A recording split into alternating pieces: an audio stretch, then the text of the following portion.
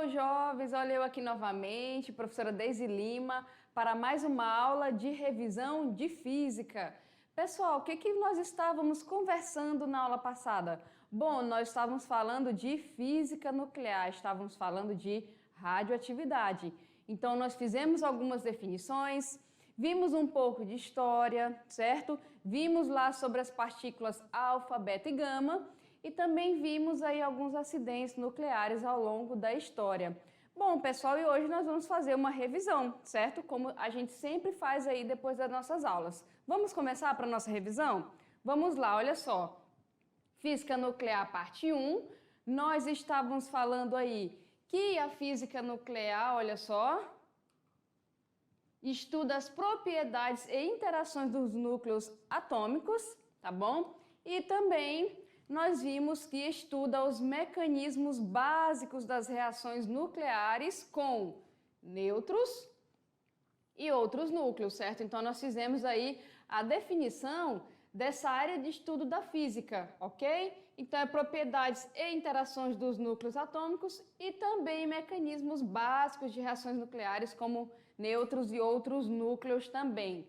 Bom, pessoal, nós vimos aí sobre as forças, né? Então, nós temos a força nuclear fraca, certo? O que vem a ser? Ela produz o decaimento e que um elétron é emitido do núcleo. E nós também temos aí a força nuclear forte. O que vem a ser? Ela estuda e é responsável por manter as partículas do núcleo unidas, ok? Então, partículas aí do núcleo unidas, força nuclear forte, mesmo que tenham as cargas elétricas iguais, ok? Galerinha, o que nós vimos mais aí, além disso? Bom, nós vimos também sobre o núcleo atômico, revisamos, né, e vimos que ele é constituído por prótons, que possuem carga elétrica positiva, e nêutrons, que possuem ambas as cargas elétricas, negativa e positiva, o que a torna neutra, né? Então, em questão de carga elétrica, o nêutron é nula, certo? E em relação a valor é nula, e em relação à carga, como nós vimos aqui, tem positivo e negativo. Bom, nós vimos também que cada próton do núcleo tenta afastar outro próton devido à repulsão elétrica, certo? Positivo com positivo, repulsão elétrica. Só não faz por existir uma outra força de atração entre os nêutrons e os prótons, certo? E com isso, parcialmente, contrabalanceando a repulsão elétrica próton e próton. Então, aqui, na nossa revisão, nós vimos aí o porquê que não tem esse afastamento aí, certo? Galerinha, o que nós vimos mais também? Que a radioatividade ela pode ser o quê? Natural ou artificial. Lá na radioatividade natural ou espontânea, nós vimos que é aqui manifesta nos elementos radioativos e nos isótopos que se encontram na natureza. É por isso que é natural ou espontânea, certo? Ela se encontra lá nos elementos radioativos que se encontram na natureza. Nós também vimos que tem a radioatividade artificial ou induzida, que é aquela que provocada por transformações nucleares artificiais, certo? Então, você tem aqui, ó, o núcleo estável, ele vai emitir radiação, certo? E aqui nós temos outro núcleo instável, a radiação continua sendo emitida, e estável, nesse caso, a radiação para. Então, esse aqui é a radioatividade artificial ou induzida, ok? Pessoal, nós também vimos sobre o decaimento radioativo. O que é isso? À medida que a radiação é emitida, o átomo se desintegra, o que resulta na sua transformação, pois é o número atômico que determina o elemento químico, certo? O tempo que essa desintegração do elemento leva para reduzir a sua massa pela metade é chamado de meia-vida ou período de semi-desintegração desse átomo aí, ok? E aqui a gente tem umas figurinhas, tá bom? Quando a gente tem um núcleo aqui estável, ele não emite radiação. Quando ele está instável, ele está com excesso de energia, né? Ele vai ter aqui, ó, excesso de energia. Eu tenho aqui esse excesso de energia emitida na forma de ondas eletromagnéticas, que é a radiação gama, e também emitida na forma de matéria, partículas, que é a radiação alfa e beta, certo? E nós vimos também, galerinha, os tipos de radioatividade. Falando das partículas que estão na figura anterior, nós vimos que a radiação determina o poder de penetração na matéria. Nós vimos aqui, ó, partícula alfa, elas são partículas pesadas de carga positiva, que desintegram seu núcleo, 2 prótons e 2 nêutrons, certo? E aqui a gente vê, ó, ela não passa o papel. Aqui a beta são partículas de carga negativa que não contém massa. Ela passa o papel, mas ela não passa uma placa metálica, por exemplo. Já a radiação gama são ondas leves, mas elas são de altíssima frequência, tá, pessoal? Não possuem massa e por elas terem altíssima frequência, olha só, elas ultrapassam, né, a placa metálica aqui. Bom, nós vimos também os acidentes nucleares ocorridos em todo o mundo. Então, nós vimos aí, olha só, vários acidentes, né? E está aqui os anos, certo? E nós vimos também, pessoal, que no Brasil também já teve acidente radioativo lá em Goiânia, né? Com Celsius aqui 137, certo?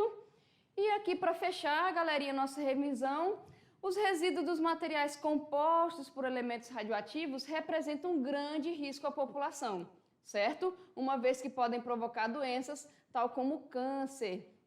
Assim, os cuidados com os resíduos são indispensáveis para que esse tipo de lixo não contamine o ambiente ou ainda resulte aí em acidentes nucleares, tá? Então, é bem séria essa questão aí da radiação. Galerinha, olha só, fiquem comigo que daqui a pouco tem resolução de exercício para vocês. Tchau, tchau.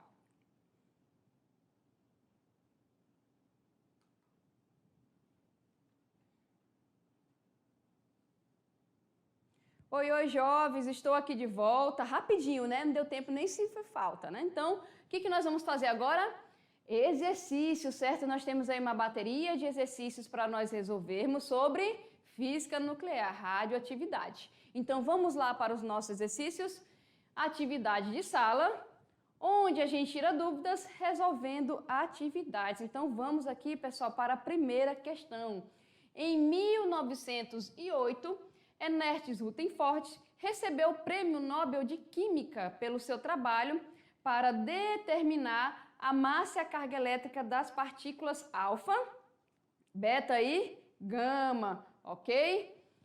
E a carga elétrica aqui, né, como ele fala das 3 partículas, que são emitidas pelos núcleos dos átomos de certos elementos radioativos, como nós vimos na nossa aula de revisão. Bom, analisa as afirmativas abaixo, considerando que E e ME sejam, respectivamente, a carga e a massa de repouso do elétron. Então, está aqui a carga do elétron e está aqui a massa de repouso do elétron, certo?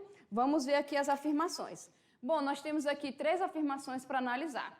Pessoal, vamos lá.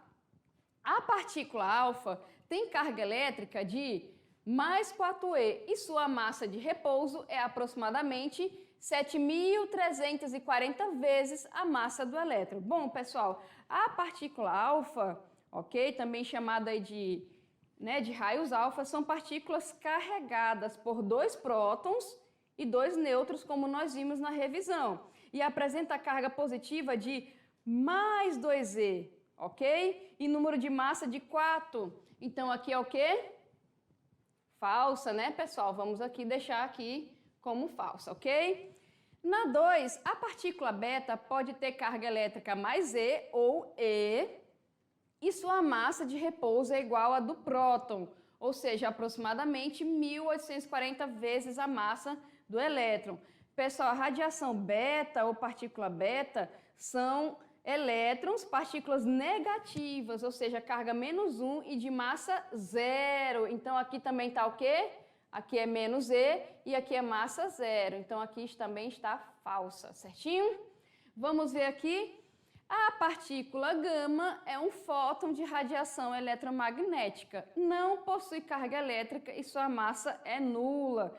Pessoal, vamos lá. Radiação gama, ou raio gama, ok? São ondas eletromagnéticas, como nós vimos, possuem cargas e massas nulas, emitem calor e têm capacidade de ionizar o ar e tornar condutor de corrente, tá? São alguns exemplos. E essa aqui está o quê?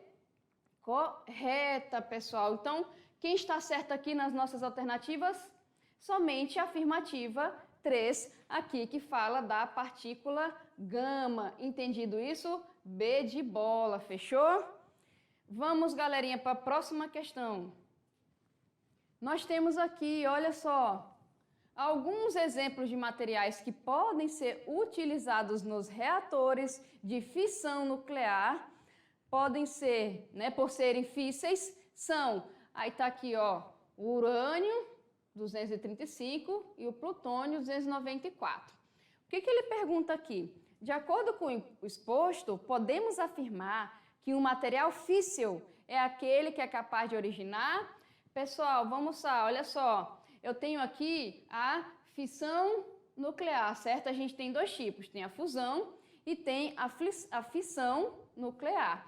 Qual é a diferença? Na fissão nuclear, a gente pode originar aí mais núcleos atômicos menores, ok? Então ele não origina só um, ele pode ser dois ou mais, menores do que o original. Então se a gente for ler aqui, vamos ver aqui, eu tenho, olha só, dois ou mais núcleos atômicos menores. Aqui na letra B eu tenho um único núcleo menor, dois ou mais maiores. E aqui um único núcleo atômico maior e um único atômico igual. Então aqui nós vamos ficar o quê? Como eu falei para vocês, fissão nuclear é um material físsil, né? Ele é capaz de originar dois ou mais núcleos atômicos menores que o que deram origem. Entendido isso? Fechou? Né? É só ir lá na nossa aulinha de física nuclear 1 e ver a parte de fissão nuclear, ok? Vocês vão confirmar isso aqui, a de acerto, ok? Galerinha, vamos continuar aqui. Questão 3, olha só. O acidente nuclear de Chernobyl revela brutalmente os limites dos poderes técnicos científicos da humanidade e as marchas rés, né, que a natureza nos pode reservar. É evidente que uma gestão mais coletiva se impõe para orientar as ciências e as técnicas em direção a finalidades mais humanas. Esse texto aqui é adaptado às 3 ecologias, ok? Publicado aí em São Paulo, tá, pessoal? Então, é um texto, né, que fala claramente sobre, vem aqui comigo, acidentes nucleares, né? Então, é uma forma ali bem poética também de colocar que a radioatividade, ela é perigosa, ok? Quando não é trabalhada de maneira correta, e mesmo quando trabalhada de maneira correta, ela também é perigosa, ok? E nós vimos aí os acidentes nucleares na nossa aula passada, tá? Vamos continuar na questão e ver o que a questão nos pede. Vamos lá? Então, aqui nós temos o seguinte, olha só. O texto trata do aparato técnico-científico e suas consequências para a humanidade, propondo que esse desenvolvimento... Então, olha só, aqui a gente tem que interpretar, certo? Então, aqui ele fala, olha só, voltando no texto, ele falou do acidente nuclear, ok? E fala aqui que revela, olha só, brutalmente os limites dos poderes técnicos científicos da humanidade, certo? E aqui o que a natureza pode reservar quando isso às vezes não é feito de maneira correta, né? Ou de forma desenfreada. E ele fala aqui, ó, é evidente que uma gestão mais coletiva, certo? É evidente, olha só, deixa eu trocar a canetinha aqui. Vamos trocar, tá aqui, ó. É evidente que uma gestão mais coletiva se impõe para orientar as ciências e as técnicas em direção a finalidades mais humanas, ok? Então aqui, né, olha só, é evidente que a gestão coletiva se impõe, certo? Para fazer essa orientação aqui. Bom, e na questão justamente ele pede, ó, o texto trata do aparato técnico-científico e suas consequências para a humanidade. Propondo o quê, pessoal? Olha só, se a gente começar aqui pela letra E, tem a gestão própria com o objetivo de melhorar a apropriação da natureza. Nós vimos que não é isso, até pelo termo lá se impõe, certo? Promova A separação entre a natureza e a sociedade tecnológica, também não foi isso, né? Priorize aí a evolução da tecnologia se apropriando da natureza, também não é isso. Guie-se por interesses econômicos prescritos pela lógica do mercado. E aqui nós vimos do próprio texto, pessoal, olha só, defina seus projetos a partir dos interesses coletivos. Olha só, tá aqui, ó, é evidente que uma gestão mais coletiva se impõe para orientar as ciências técnicas, certo? Então aqui nós vamos ficar com a letra A. Defina seus projetos a partir dos interesses coletivos. Fechou, pessoal? Ok? Entendido isso? Então nós vimos que é uma questão bem para a interpretação mesmo, certo? Até agora nós fizemos aí questões teóricas, que foi o que nós vimos aí na nossa aula, e vamos continuar aqui com mais questões teóricas. Olha só, nós temos aqui uma imagem e na questão nós trabalhamos o seguinte: a imagem a seguir traz uma representação do poder de penetração das radiações alfa, beta e gama, certo? E isso, pessoal, nós vimos lá na nossa aula de revisão, certo? Antes de resolver essa questão, você pode dar um pulinho na aula de revisão e ver aquela imagem lá, alfa, beta e gama, certo? Aí você vai ver a questão lá, a radiação gama é a mais nociva, certo? Nós vimos que elas são leves, mas elas têm alta frequência e alto poder de penetração. Já as alfas são uma radiação mais pesada, né? E o poder de penetração dela não é tão intenso. E ali, vamos colocar dessa forma, no meio termo tem a radiação beta, né? Então, ali tem uma figura parecida com a figura da nossa aula de revisão e vamos analisar a questão. Vamos lá? Olha só. Sobre essas radiações, marque a alternativa correta. Vamos ler as nossas alternativas. Sempre que o núcleo do átomo emite a radiação beta, um novo nêutron é formado no interior desse núcleo. Letra B, a radiação beta é composta por um único elétron, o que confere a ela uma carga positiva. Vamos continuar aqui. As radiações alfa são formadas por 2 prótons e 2 nêutrons, o que confere a ela a menor massa entre os tipos de radiação. As partículas gama são radiações eletromagnéticas que não possuem carga elétrica nem massa. Na letra aqui, pessoal, E, os nêutrons são partículas localizadas no interior do núcleo do átomo e apresentam uma massa menor do que a massa dos elétrons, presentes aí na eletrosfera. Aqui, pessoal, a gente pode até eliminando algumas coisas. Nós vimos aqui, ele falou, por exemplo, radiação alfa. Ele falou que tem a menor massa, né, entre os tipos. Nós vimos que é a da gama. Aqui também os nêutrons, eles são bem mais massivos aí que os elétrons. E aqui fala que tem massa menor. Então, alguns termos aí a gente pode eliminar. Bom, o que nós podemos falar a respeito disso, pessoal? Olha só, vamos analisar aí cada alternativa. Na letra A, a emissão de radiação beta promove a formação de um novo próton no interior do núcleo do átomo, certo? Então, não entra a letra A. B, a radiação beta apresenta carga negativa, ao contrário do que fala a letra B. Na letra C, como nós vimos aqui, olha só, as radiações alfa são as de maior massa e não as de menor massa. E na letra E, os elétrons são partículas de menor massa do que compõem o átomo. Então, nós vamos ficar aí, olha só, com a alternativa D. As partículas gama são radiações eletromagnéticas que não possuem carga elétrica nem massa, certo? E nós vimos aí, ó, que elas são o quê? Leves, falei para vocês, elas são leves aí e são radiações eletromagnéticas com frequência muito alta e grande poder de penetração. Entendido isso? Vamos aqui, pessoal, analisar se é verdadeira ou falsa.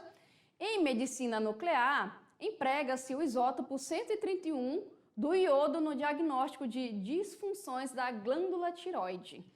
Com relação aos produtos do decaimento radioativo do isótopo 131 do iodo, partículas beta e radiação gama, e ao funcionamento da glândula tireoide, assinale o que for correto. Então vamos lá.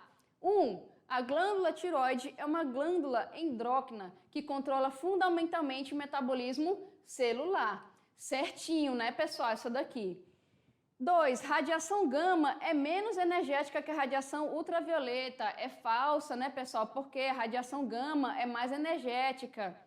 Ela tem maior frequência que a radiação ultravioleta, ok? E ela é capaz de ionizar a matéria. 4.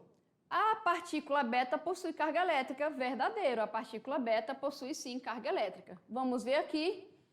A radiação gama contida no espectro eletromagnético não possui carga elétrica. Isso nós vimos na questão anterior, verdadeiro, né, pessoal? 16. A glândula tireoide não absorve iodo e nem produz ou secreta hormônios. É falsa, né, pessoal? Essa glândula absorve iodo e secreta hormônios sim. E aqui, em seguida, vamos marcar o que corresponde ao valor das somas dos itens corretos. Então, aqui, vamos ver, nós vimos que é 1, mais 4, 5 ali, mais 8, certo? Então, vamos ficar com a letra E de exato, 13. Fechou? Pessoal, e para fechar as nossas questõezinhas aqui, ó, questão do Enem, vamos ver o que nós temos aqui. Questão 6. A bomba reduz nêutrons e neutrinos e abana-se com um leque de reação em cadeia, ok? É uma poesia, certo? Está aqui a referência.